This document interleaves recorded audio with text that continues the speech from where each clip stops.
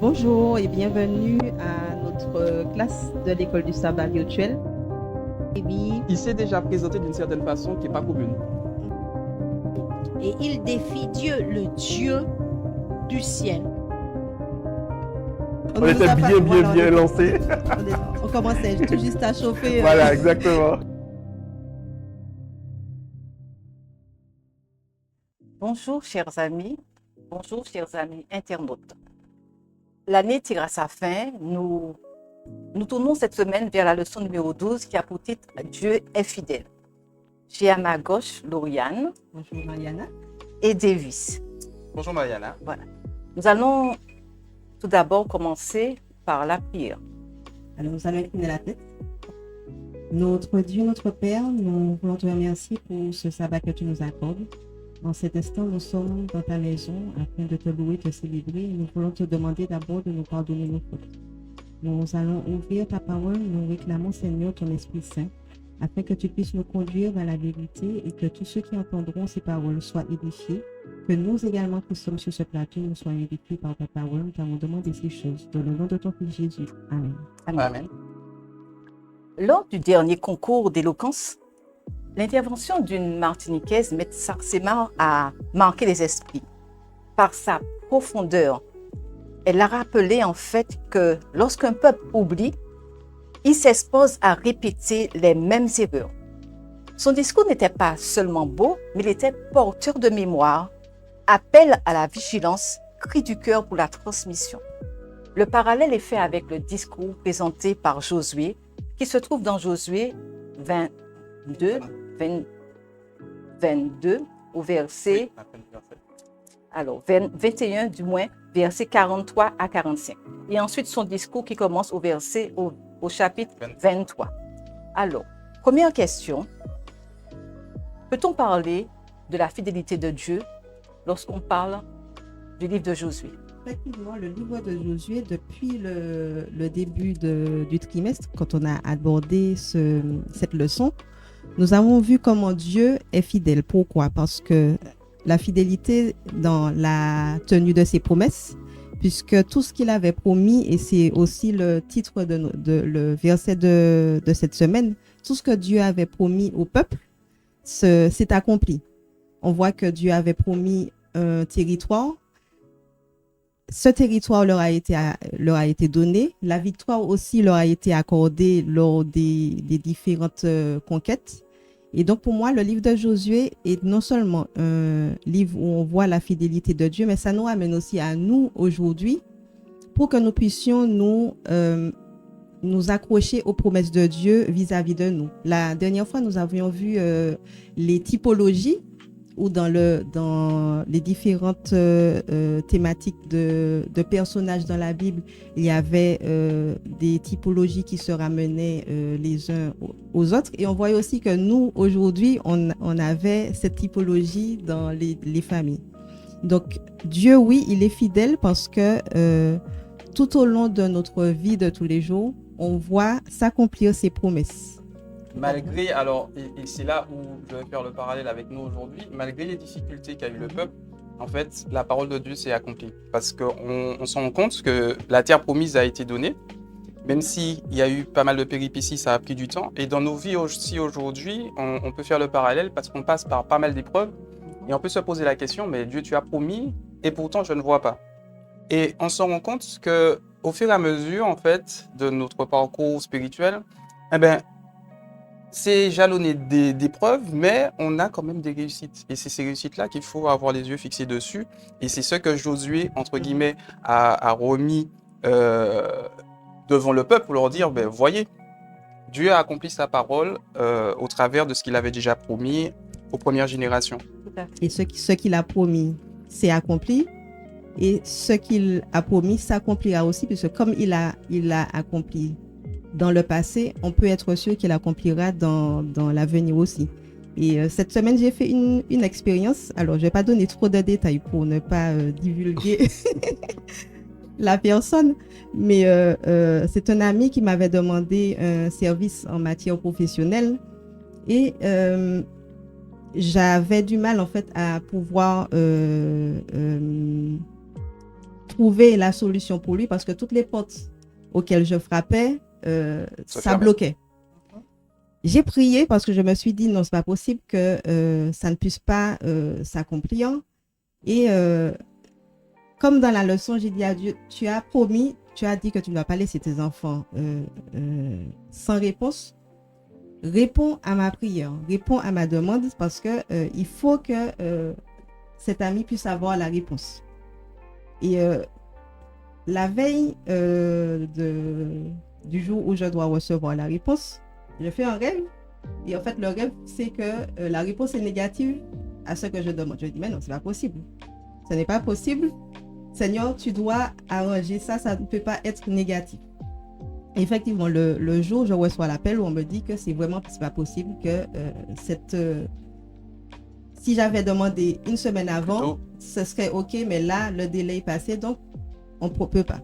Donc, j'appelle l'ami, je lui dis, bon, ben, je suis vraiment désolée, j'ai essayé ma dernière carte, ça n'a pas réussi. Il me dit, mais je devais justement t'appeler parce que finalement, j'ai eu une réponse positive et là, c'est bon, ma demande est acceptée. Donc, je me suis dit, mais pendant que j'étais en train de pleurer, mais Dieu avait déjà en fait répondu à ma demande. Pas comme moi je voulais, mais en tout cas, comme Dieu avait décidé que ça devait se faire. Et c'est là qu'on voit vraiment que Dieu est fidèle. Quand on pleure, on pense qu'il ne répond pas, mais finalement, il a déjà répondu avant même qu'on ait vu la chose s'accomplir. Voilà. En fait, Dieu nous a fait des promesses. Il a fait des promesses au peuple d'Israël. Les promesses qui avaient été faites au peuple d'Israël avant leur entrée, pouvons-nous dire que Dieu a tenu ses promesses? Est-ce qu'il a été fidèle aux promesses qu'il avait données avant leur entrée en Israël, au Canaan? Il a tenu ses promesses. Hein. Dieu a tenu toutes ses promesses. Et c'est vrai que dans l'expérience de Lauriane, on voit un petit peu ce par quoi est passé le peuple. C'est-à-dire, ce à quoi il s'attendait, c'était pas ce à quoi Dieu avait répondu. Parce que Dieu voulait leur montrer que sans moi, vous ne pouvez rien faire. Et c'est pour ça qu'au-delà, au travers de ces victoires qu'ils ont eues, on voit que c'était vraiment pas l'humain qui a réussi. C'était pas des batailles où, en fait, le peuple d'Israël, en fait, n'était pas un peuple qui était militaire. Ils n'étaient pas... Tous les peuples qu'ils ont affrontés, normalement, ils devaient être terrassés. Et c'est pour ça que je dis que oui, en fait, Dieu a vraiment répondu et ce que Dieu avait promis au départ, alors pas comme eux, ils le voulaient. On l'a vu au début des chapitres de Josué, notamment lorsqu'ils ont voulu faire par eux-mêmes. On a vu les conséquences. Exactement. On a vu les conséquences. On a vu que Dieu n'avait pas dit allez-y. Et ils ont dit ben non, on peut y arriver. Et c'est petit peuple, donc on peut y arriver. Voilà. Et ça a ramené en fait que Dieu a dit mais c'est moi qui vous ai dit que je vais vous donner. Pourquoi vous êtes en train de vouloir prendre par vos moyens? Donc je dirais que oui, Dieu a tenu ses promesses. Peut-être pas comme le peuple voulait parce qu'il se dit on pensait que c'était nous. Et c'est pour ça que le discours de Josué est très intéressant et il remet le peuple à sa place en lui disant attention, il met des gardes, je pense que tu vas arriver après, donc je ne vais pas aller trop loin. On pourrait également dire pourquoi il est nécessaire pour le peuple d'Israël et également pour nous de se rappeler ce que Dieu a fait de bon dans nos vies. Est-ce que ça peut nous aider vers le futur, au présent? Pourquoi est-il nécessaire de ne pas oublier les bénédictions de l'Éternel dans nos vies? Tu as dit un terme important, oublier, parce que tout comme le peuple d'Israël, nous aussi, nous sommes un petit peu oublieux parce que quand on regarde leur expérience, ils ont vu quand même des prodiges que nous, aujourd'hui, on ne voit pas. Et malgré ça, ils retombaient à chaque fois dans l'idolâtrie, dans l'infidélité à Dieu. Et le fait de se remémorer justement ce que Dieu fait pour nous dans notre vie, toutes les victoires qu'il nous donne, ça conforte notre foi pour que nous puissions garder en mémoire, oui, Dieu est fidèle, Dieu va le faire. Et comme David l'a dit, c'est pas forcément qu'il le fera comme moi je l'entends, tout comme tout à l'heure là, quand j'ai raconté, c'est pas ce que je voulais, mais en tout cas, Dieu a accompli, a répondu selon son plan, parce que son plan, dans tous les cas, c'est celui qui est le meilleur pour nous, parce que Dieu voit la fin avant le commencement et les plans que nous faisons, nous les faisons à l'échelle de notre planning, je vais dire. Alors que Dieu, lui, c'est des plans qui ont une portée sur l'éternité. D'accord. Donc nous avançons. Dans le discours de Josué, il est répété plusieurs fois « l'Éternel, votre Dieu ». Est-ce que Josué veut convaincre le peuple que l'Éternel est leur Dieu? Est-ce parce qu'il veut les préserver d'un danger, lesquels? Ou encore, est-ce que quelque part, il veut se convaincre lui-même que l'Éternel est est-ce qu'il veut se convaincre lui-même que l'Éternel est le Dieu du peuple d'Israël? Est-ce qu'il veut convaincre un peuple? Il veut se convaincre ou carrément les prévenir d'un danger à venir? Tout en sachant qu'ils ont une clé en main, ils sont arrivés à la Canaan. Est-ce qu'on peut penser qu'il n'y a plus rien à faire? Il n'y a aucun effort à fournir. Au contraire, c'est là que les choses commencent, puisqu'ils sont certes en Canaan, mais il y a encore des nations environnantes. Et comme tu l'as dit, il a précisé l'Éternel, votre Dieu, puisque on sait très bien que les nations environnantes n'adoraient pas Dieu, elles étaient dans le paganisme, dans l'idolâtrie. Et dans le discours de Josué, il a bien précisé justement ces limites qu'il ne devait pas franchir, même pas prononcer le nom des dieux. Donc c'est pour dire vraiment comment les choses étaient bien détaillées pour préserver le peuple de tomber dans les travers, voilà, dans l'influence des autres. Et ça ramène aussi à nous aujourd'hui qui sommes certes dans le monde, mais pas du monde. Je sais que Davy a quelque chose à dire. Vas-y, Davy. Non, on en avait discuté un petit peu en aparté et c'est important parce que c'est vrai que l'avertissement que Josué a donné, et c'est vrai que l'important qu'il a replacé, remis Dieu à la place qu'il doit avoir est important parce qu'il connaît. Faut pas oublier que Josué a vu les générations avant lui passer. Il a vu comment en fait le peuple a perdu foi et est parti facilement du moins avec les peuples. Et il a vu aussi la bataille, notamment la fameuse bataille où ils ont voulu aller tout seuls. Et de cette expérience, en fait, et c'est pour ça que c'est important de se rappeler, de se mémorer les victoires, parce qu'ils avaient oublié les victoires qu'ils avaient eues avec Dieu. Et c'est important, en fait, c'est pour ça qu'il le reprend à plusieurs reprises. C'est pour dire au peuple, c'est Dieu qui est votre Dieu, qui est le principal. Et c'est le point central, en fait. Et pour nous, c'est le point central, c'est-à-dire qu'on doit se dire que dans nos expériences, dans nos vies aujourd'hui, nos réussites ne sont pas dues à nos propres moyens. Tout à fait. Nos réussites sont dues parce que nous avons eu Dieu qui a voulu nous aider dans ces différentes épreuves. Et le malin est là justement pour semer le doute et aller, et justement, comme Lauriane le disait, le peuple qui sera là, qui sont dans l'idolâtrie, ils adorent plusieurs dieux, et Dieu le sait, Josué le sait, par l'interprète de Dieu, il le sait que le peuple sera influencé forcément. Et nous aussi, quand on regarde aujourd'hui, nous sommes beaucoup influencés par le monde. C'est-à-dire qu'aujourd'hui, dans notre façon de faire, on va se dire, ah ouais, mais on peut faire comme ça. Et ça va s'immiscer très subtilement, et au fur et à mesure, on va voir qu'on part. Et il faut qu'on se remette en question. Et cet appel que Josué fait est très important pour nous aujourd'hui, pour nous dire attention, revenez à l'essentiel, Dieu. Et pourquoi revenir à ce que dit la parole? Parce que souvenez-vous de ce que Dieu a fait. Ne partez pas dans ce que le monde vous propose, mais restons, et c'est important de garder à l'esprit ce que Dieu a fait pour nous, pour ne pas dire, ben, si je vais prendre un exemple très simple, si je vais aller voir peut-être faire un petit truc de machin pour faire une petite voyance juste comme ça, mais non, c'est pas grand-chose. Je vais juste pour demander si je peux. Et c'est là que ça commence, c'est-à-dire on aura les amis qui vont nous dire, ben ouais, mais tu peux faire ça, tu sais, j'ai fait ça et ça a réussi. Hein. Et tu vas dire, bah, ça a réussi pour lui. Et puis, on a le malin qui va bien sûr venir rajouter quelque chose. Vas-y. Exactement. Et c'est très subtil. C'est pour ça qu'il met en garde. Et nous aussi, en fait, et ces textes sont d'actualité parce qu'il nous met en garde contre les attaques de l'ennemi pour nous dire que les choses ne seront pas de but en blanc comme ça, mais ça va arriver très subtilement. Il faut garder à l'esprit qu'on n'est pas à l'abri. Donc, on a un peuple qui a des conquêtes, des victoires militaires, mais également des victoires spirituelles. Si on ramène tout cela à nous, peut-on vivre dans ce monde tout en ayant... Parce qu'en fait, dans le discours, il leur demande de ne pas se mélanger avec les peuples. Est-ce qu'on peut vivre en 2025 dans une société et ne pas se mélanger? C'est-à-dire vivre dans un cercle fermé, dans une religion avec un cercle fermé, et ne pas côtoyer les autres religions. Est-ce qu'il n'y a pas un danger? Est-ce que ce n'est pas un danger finalement pour nous? C'est un danger, effectivement. On en a parlé tout à l'heure là, où tu m'as donné un texte, Evie. Nous sommes dans le monde, mais pas du monde. Et quand on regarde comment Jésus agissait quand il était sur terre, c'est exactement ce qu'il faisait, parce on lui reprochait justement de se mélanger aux personnes de mauvaise vie, d'aller avec ceux qui étaient les parias de la société. Et pourtant, ça ne l'a pas empêché de garder ses valeurs, d'être toujours, de rester sans péché, même s'il fréquentait des personnes de mauvaise vie.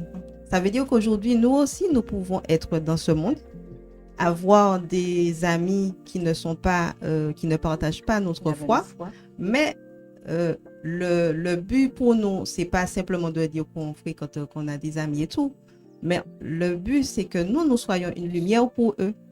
Et c'était le même but que le peuple d'Israël avait. Il ne devait pas se mélanger aux nations païennes. Pourquoi? Parce qu'il devait être la lumière dans le territoire où ils étaient. Ils étaient censés être là, non pas pour dire qu'ils sont comme des parias entre eux, mais ils devaient garder leur pureté pour que les alentours puissent voir que c'est là la lumière. Quand on sert Dieu, c'est là qu'on a les victoires et les bénédictions. Voilà, c'est ça. Parce que quand on sert Dieu, on reçoit les bénédictions qui vont avec la fidélité. Et c'est ce que Dieu nous demande aujourd'hui, de lui être fidèle et de voir comment il va nous bénir à travers notre fidélité vis-à-vis de lui. Tu peux ajouter quelque chose, David? Non, on en avait discuté, et effectivement, c'est exactement... D'accord. Il nous a également fait mention de la colère de Dieu. Comment peut-on dire que Dieu se met en colère? Est-ce qu'on peut parler de la colère de Dieu comme la colère d'un être humain? Est-ce qu'il y a des similitudes? On parle également d'une sainte colère. Parle-nous de la colère de Dieu, de cette sainte colère. Alors, je souris, c'est parce qu'en fait, on a tellement parlé de la colère de Dieu. Je crois qu'on avait déjà eu une leçon qui en parlait. Et chacun a son interprétation dessus. Et la colère de Dieu, en fait, je dirais que ce n'est pas la même colère que nous, on a. Parce que nous, on a une colère égoïste. Dieu n'est pas dans cette vision d'égoïsme. Pourquoi? Parce qu'il a donné son Fils. Et on voit en fait que malgré ce qu'on méritait, il a trouvé le moyen de nous sortir de là. Donc, la colère dont on fait part dans les textes, en fait, c'est une colère juste. C'est pas une colère comme on voit parce que j'ai pas eu ça, donc je suis en colère. Tu m'as fait ça, donc je suis en colère. C'est pas dans ce sens-là. Et en n'oubliant pas, et c'est pour ça que j'ai toujours tendance à dire que le principal, c'est l'amour.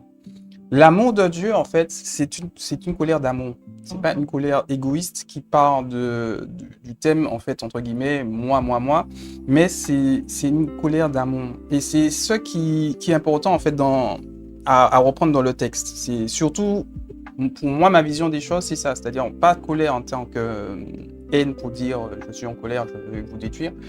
Mais c'est pas comme tu dis, en fait, je ne vais pas trop dire. Ouais. C'est un petit peu un bon méchant. C'est un petit peu comme ça. Juste pour compléter ce que Davy a dit, la manifestation de la colère de Dieu, elle n'a pas une origine émotionnelle, comme le disait la leçon, mais c'est son origine vient de la sainteté de Dieu et de sa justice, puisque nous sommes dans un monde de péché. Et la présence du péché dans le monde fait que Dieu ne peut pas non plus, parce qu'il est amour, accepter tout et n'importe quoi. C'est pas parce qu'il m'aime qu'il va me laisser impuni parce que j'ai désobéi à ses commandements. Donc son amour fait que justement il va me châtier pour que je puisse revenir, on va dire, sur le droit chemin. Et puis, il y a aussi le châtiment qui fait que c'est la conséquence de ce que j'ai fait. Mais ça ne veut pas dire que c'est une vengeance de la part de Dieu, mais c'est simplement le résultat du péché qui fait que par son amour, par sa justice et sa sainteté, il ne peut pas cohabiter avec le péché.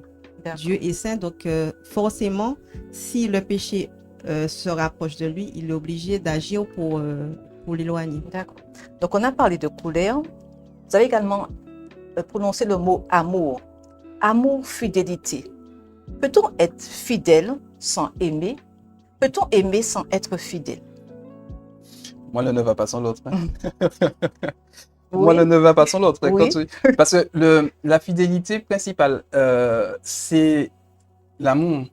Quand, je vais prendre dans le cadre du mariage, quand on se marie, s'il n'y a pas d'amour, je ne serai pas fidèle. Le point central, en fait, c'est l'amour. Pourquoi? Parce que, et c'est pour ça que je dis que tout découle de l'amour. Si on n'a pas l'amour, on ne pourra pas aimer Dieu, on ne pourra pas aimer son prochain, on ne pourra rien faire. Si et c'est pour ça que je dis que être fidèle, en fait, à Dieu viendra de l'amour qu'on a pour Dieu. De même que Dieu, il est fidèle dans ses promesses parce que justement il nous aime. Et c'est pour ça que je dis qu'en fait le point central c'est vraiment l'amour et l'un n'ira pas sans l'autre. Si j'aime, en fait je serai fidèle parce que j'aime. C'est oui, je vais dire ça. À notre vision humaine, c'est compliqué parce qu'on a toujours cette part de péché égoïste qui fait qu'on se dit c'est moi, c'est moi, c'est moi. Mais il faut, en fait, je pense que l'objectif principal, c'est que Dieu nous amène vers cet amour qui soit réciproque et qui soit réel. Pas un amour, entre guillemets, qui dit, ben, Seigneur, donne-moi, comme ça, je t'aime si tu me donnes. Un amour égoïste. Voilà. Mais peut-on, si on ramène tout cela à l'Église, comment l'Église, en 2025, peut-elle témoigner de la fidélité de Dieu dans son environnement proche? On a parlé d'amour, on parle de témoignage. Comment, de façon concrète, de manière concrète, on peut témoigner de la fidélité de Dieu? Je parle de l'Église. Oui, dans l'ensemble, en fait, normalement, une Église, ça devrait se ressentir et se voir. C'est-à-dire dans les actions que l'Église va faire pour son prochain. On est dans un monde et c'est notre mission. Le but de l'Église n'est pas d'être là et de rester sur ses acquis et de dire ben, on reste en communauté. Et comme tu l'as dit, ce serait bien qu'on puisse rester en communauté, comme ça on ne se mélange pas avec les autres. Le but de l'Église, c'est pas ça. Le but de l'Église, c'est vraiment, et Dieu nous l'a dit, allez faites de toutes les nations des disciples et baptisés au nom du Père, du Fils et du Saint-Esprit. Ça veut dire, entre guillemets, la mission que Jésus nous a donnée en partant, c'est bien d'aller vers notre prochain et d'étendre justement cet amour et de montrer cet amour. Et comment on peut convertir quelqu'un si nous-mêmes, on n'est pas convertis nous-mêmes de ce qu'on prêche? Et c'est pour ça que par le témoignage, et tu l'as très bien dit, ces mots en fait font toujours écho, par le témoignage de chacun, l'Église dans son ensemble et dans son unité peut démontrer au peuple voisin, et c'était l'objectif du peuple d'Israël en Canaan, de montrer au peuple qu'il y a un Dieu qui nous a amené à vous battre, entre guillemets, parce que c'est le Dieu des dieux, c'est pas vos petits dieux qui vont faire quelque chose.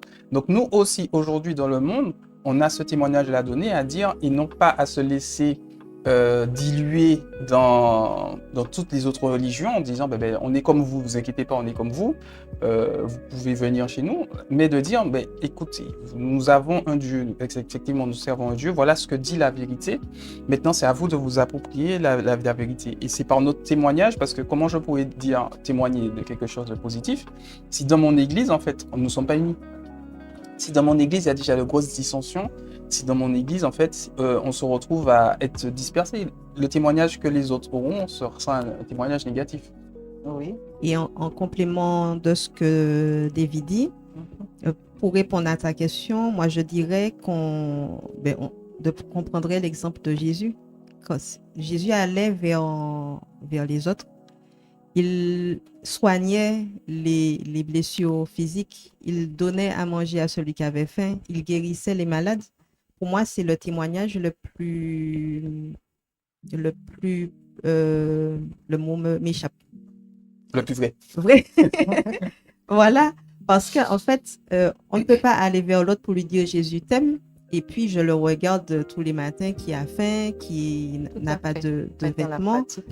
C'est vraiment ça, en fait, qui montrera que Dieu est amour, déjà que j'aime Dieu et que j'aime mon prochain, puisque je vais vers mon prochain pour lui montrer comment Dieu l'aime. Comment Dieu l'aime, ben, moi je lui donne ce dont il a besoin, je prends soin de lui, et c'est là qu'il se dira, ben oui, effectivement, ce Dieu-là que cette personne sert, c'est vraiment le vrai Dieu, puisque de cette personne découle l'amour, le vrai amour. Voilà. Mais s'il faut rester dans la continuité de la leçon, on nous parle également d'attachement à Dieu. Comment peut-on s'attacher à Dieu en 2025? comment peut-on s'attacher à Dieu et comment ce peuple d'Israël s'est-il attaché à Dieu? Alors, en 2025, comme je suis en 2025, je parle de moi. C'est fréquenter Dieu à travers déjà sa parole, la prière et les expériences que je fais avec lui. Parce que la parole et la prière, c'est une phase, je vais dire, mais c'est voir Dieu dans ses actions de tous les jours. Quand je fais des expériences avec lui, je vois que des choses, par exemple, plusieurs fois, je pense que tout le monde a déjà fait ce genre d'expérience où dans une journée, les choses se sont enchaînées, mais comme s'il y avait quelqu'un qui était là en train de diriger pour nous, alors qu'on pensait que les choses iraient mal. Pour moi, ce sont ces choses-là qui me permettent justement de continuer à m'accrocher à Dieu parce que je ne le vois pas de mes yeux charnels, mais je le vois agir à travers son action dans ma vie. Et c'est ça qui me permet jour après jour de me rapprocher de lui, d'apprendre à le connaître parce que ce que j'ai lu dans la Bible, les expériences que j'ai vues que les différents auteurs bibliques ont faites, les différentes expériences qu'ils les ont faites, je les vois dans ma vie aussi parce que la Bible, ce sont des histoires, des récits qui se sont produits il y a plusieurs années. Et là, je peux faire le parallèle avec ma vie de tous les jours où je vois effectivement, c'est le même Dieu qui a ouvert la mer Rouge, qui a fait des miracles. Et bien celui-là, il agit aussi pour moi aujourd'hui. Et c'est toutes ces différentes expériences qui font que jour après jour, j'apprends à l'aimer, j'apprends à le connaître et à m'attacher à lui faire confiance. D'accord. En fait, tu vois l'accomplissement de ses promesses dans ta vie. Voilà. Et la Bible nous dit que les promesses de Dieu sont véritables et elles sont certaines. Lorsque Dieu fait une promesse, il accomplit les promesses. Peut-on parler parfois de conditions? J'accomplis la promesse dans ta vie si. Peut-on parler de conditions dans les promesses de Dieu? Alors, quand tu dis les promesses de Dieu, tu penses à quoi? Que les conditions viennent de Dieu ou de nous? Les conditions viennent de Dieu. Je te bénirai si. De toutes les façons, dans le texte, en fait, c'est conditionné à un état.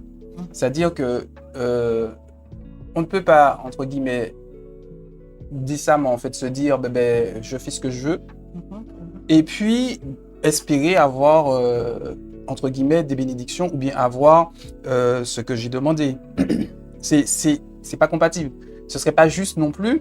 Donc, il y a forcément des conditions et Dieu l'a énuméré. Si vous m'aimez, voilà. Si vous voulez, en fait, si vous gardez mes commandements, voilà ce que vous aurez. Et c'est ça, en fait, c'est conditionné à... Alors, il faut pas le faire, et c'est ça la difficulté, c'est qu'il faut pas le faire en se disant, je vais le faire parce que je veux ça.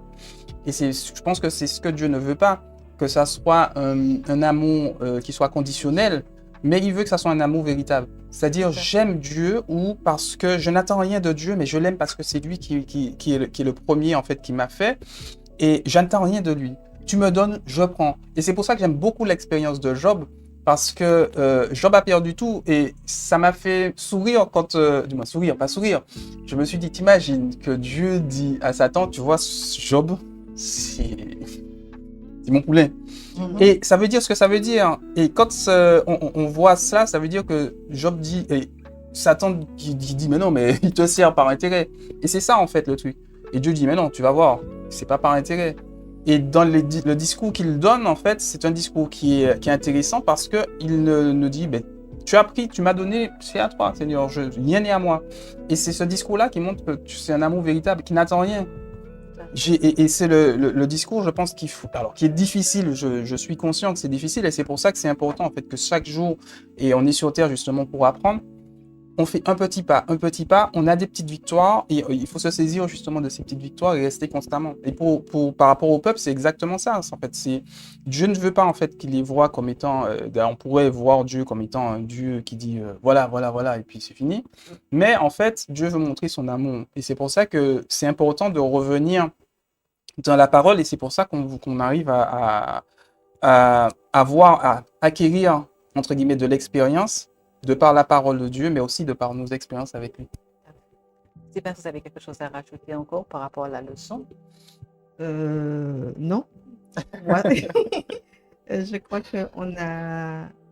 Alors oui, juste un point sur lequel je voudrais quand même insister, c'est cette relation constante. Je pense que c'est quelque chose qu'il faut que nous cultivions parce que c'est elle qui va nous permettre justement de tenir dans les temps qui arrivent, enfin qui sont déjà là. Nous avons des temps difficiles qui sont en cours et c'est cette relation constante avec Dieu qui va enraciner en nous ses promesses pour que lorsque nous serons confrontés à des épreuves encore plus difficiles, parce que pour l'instant, on va dire que ça va encore, mais les choses iront de plus en plus mal et ce ne sera pas avec nos yeux charnels qu'il faudra qu'on regarde les choses, mais avec nos yeux spirituels. C'est-à-dire que Dieu est là avec nous. Je suis ancrée dans ses promesses. Je sais qu'il a fait des choses, même si je ne vois pas s'accomplir, je ne vois pas la délivrance tout de suite des épreuves, mais je sais quel Dieu je sers. Et c'est cette relation mutuelle que nous aurons jour après jour avec lui qui va nous permettre d'avancer et de tenir ferme. C'est vraiment ça parce que nous voyons tout ce qui se déroule autour de nous et il faut vraiment que nous prenions conscience que les choses sont en train de s'accélérer et si nous ne nous tenons pas fermement accrochés à Dieu, nous risquerons de vaciller et notre carafe d'huile risque d'avoir un trou. Donc, avant qu'elle n'ait un trou, faisons le nécessaire pour que nous puissions être prêts pour ces temps difficiles. D'accord. Je voulais juste rajouter, en fait, c'était ce que disait Jean 13, verset 34, qui dit « Je vous donne un commandement nouveau, aimez-vous les uns et les autres comme je vous ai aimés, vous aussi aimez-vous les uns les autres. » Et par rapport à ce que Lauriane disait, c'est essentiel, en fait. L'amour, et pour moi, c'est le point central de tout. Si on aime, entre guillemets, Dieu, on aime son prochain, on ne va pas vouloir du mal du prochain. Si on aime Dieu, on ne va pas vouloir que son prochain soit. Et c'est vraiment en fait l'image que je pense qui est importante. Et c'est pour ça qu'en fait il dit « Je vous donne un commandement nouveau », même si il n'est pas nouveau en lui-même, puisque dès le départ on parle d'amour. Et c'est essentiel parce que si on n'a pas cet amour que Dieu nous demande, on ne pourra pas aller vers les autres. On ne pourra pas non plus être, entre guillemets, pleinement épanoui. Même s'il y a effectivement, on est sujet à pas mal de difficultés, santé, ça peut être professionnel, ça peut être autre. Mais l'important, c'est de pouvoir rester, comme l'a dit Lauriane, accroché à Dieu, mais aussi, on n'est pas tout seul. Nous ne sommes pas tout seuls. Il y a toujours, en fait, c'est pour ça que nous nous retrouvons en communauté, c'est justement pour pouvoir avoir une force ensemble quand l'autre, il est un petit peu affaibli. Nous sommes là pour essayer de dire, écoute, on reprend la route ensemble, on n'est pas là pour te juger, on est là pour aller ensemble, on essaie d'avancer. Et c'est important en fait, c'est pour ça que je dis que l'amour avec un grand A, il faut qu'on le mette en pratique, pas le dire, mais le mettre en pratique pour pouvoir le vivre pleinement. Par rapport à la fidélité de Dieu, ça ramène tout à, comme tu disais, est-ce qu'on peut dissocier amour et fidélité? On a vu tout au long de ce trimestre, oui, tout au long de l'année en fait, on a d'abord vu Moïse et ensuite on a vu Josué. Et le mot fidélité de Dieu, je crois que ce n'est pas anodin parce qu'en fait, dès le départ, Dieu a été fidèle. On a vu un Dieu puissant qui a ouvert la mer Rouge. On a vu un Dieu amour qui nourrit avec la manne, qui nourrit avec des cailles. On voit un Dieu fidèle parce qu'en fait, ce peuple-là, il a été infidèle à maintes reprises. Un peuple qui reçoit des bénédictions, qui reçoit une loi d'amour et qui, malgré cela, désobéit. Mais Dieu demeure fidèle. Il demeure fidèle, il reste fidèle. Il amène le peuple au bout, à la promesse qu'il a faite depuis bien longtemps, à cette Canaan terrestre. Les peuples à côté sont vaincus, mais il y a quand même le danger qui reste, le témoignage à donner, la réputation de Dieu à maintenir, à garder, ce peuple modèle qui doit rester dans l'obéissance.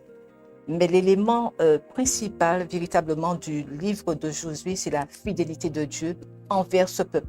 Un Dieu qui ne change pas, qui est ramené parfois à l'ordre, entre guillemets, par Moïse, parce que à bien des reprises, Dieu a envie de finir terrasser ce peuple. Mais malgré cela, c'est un Dieu d'amour qui témoigne de sa fidélité dans son engagement, dans son alliance, et il est allé jusqu'au bout de sa promesse. Et il fait de même pour nous, Israël spirituel. Il garde sa promesse, il nous a promis une nouvelle terre, une terre restaurée, un Canaan céleste. Et malgré nos infidélités, malgré notre désobéissance, il reste fidèle à son alliance, fidèle à sa promesse. Je pense que c'était le mot de la fin. Tout à fait. Je ne sais pas si nous avons des questions. Non, nous n'avons pas eu de questions. D'accord. Donc, c'était la dernière leçon, en YouTube, puisque la semaine prochaine, nous serons en classe unique avec la dernière leçon numéro 13. Donc, nous remercions d'ores et déjà les internautes d'avoir été avec nous tout au long de cette année 2025 et donnons rendez-vous l'année prochaine pour une nouvelle leçon. Je crois qu'on a déjà le titre, je ne me rappelle plus. Je sais qu'on a déjà le titre de la prochaine leçon. Donc, préparez-la déjà avec vos questions. Alors, c'est quoi? Ah oui, voilà, je me souviens. Donc, Christ dans les Philippiens et les Colossiens, unir le ciel et la terre. Donc, je pense que ce serait une très belle leçon comme toutes celles qu'on a déjà eues. Nous allons terminer avec la prière. On incline la tête. Père Dieu Trois Fois Saint, nous voulons te remercier encore une fois de plus pour ton amour infini que tu as manifesté envers nous et pour ta fidélité, Père Céleste. Que tu puisses nous apprendre, Père Céleste, la patience et que tu puisses nous aider, Père Céleste, à ce que nous puissions mettre en pratique ta parole et ne pas regarder à tout ce qui est négatif, Père. Que tu puisses bénir chacun de nous autour de la table, mais aussi tous les internautes qui sont à l'écoute, Père Céleste. Que tu puisses bénir aussi toute l'équipe qui est à ton travail, à ton service, Père Céleste, pour diffuser ce message. Et que ta paix soit sur nous. Nous voulons te prier, non que nous en soyons dignes, mais au nom de ton Fils Jésus, pour ta gloire éternelle. Amen. Merci à tous. Merci. Bonne fête, sabbat.